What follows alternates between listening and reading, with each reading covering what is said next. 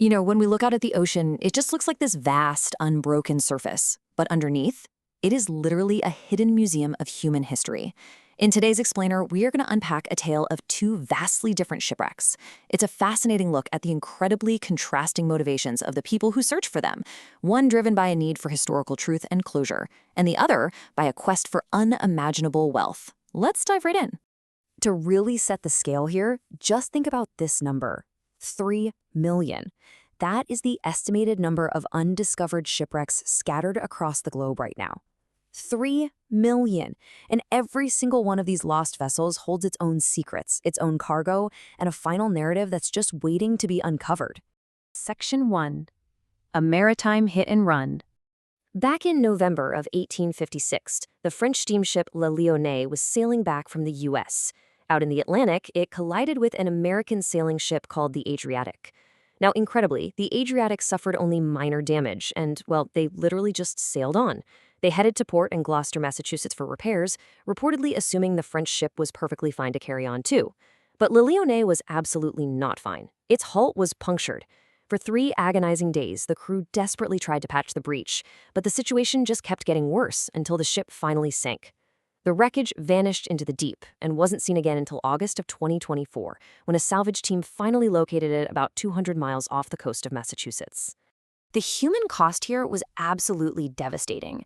Out of the 132 passengers on board, only 18 survived. It was a massive tragedy, leaving a mystery waiting beneath the waves for generations. Families were left completely in the dark, and the exact resting place of the ship remained unknown for over a century and a half. So you might be wondering, how on earth do explorers positively identify a shipwreck after 160 years? Well, in this case, it came down to exactly 57 inches.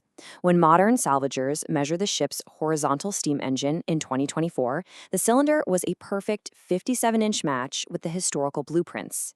It is just a remarkable piece of underwater detective work. And the fallout from this sinking was intense.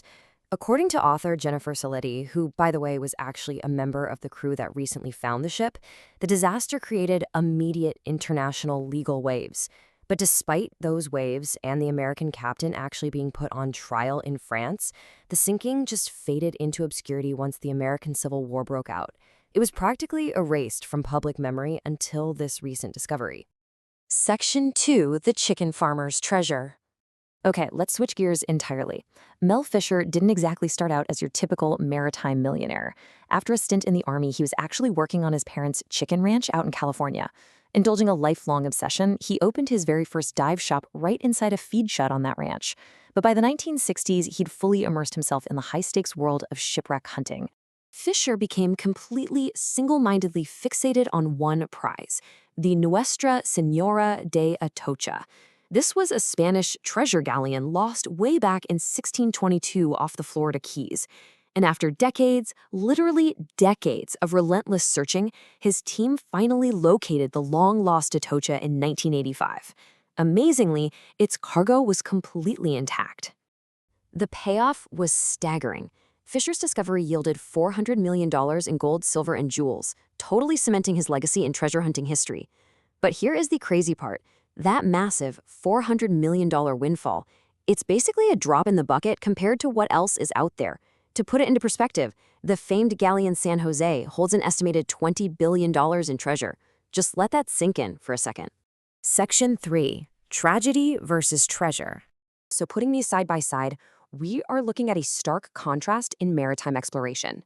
On one hand, you have Le Lyonnais, a modern team seeking truth and historical closure for 114 lost souls.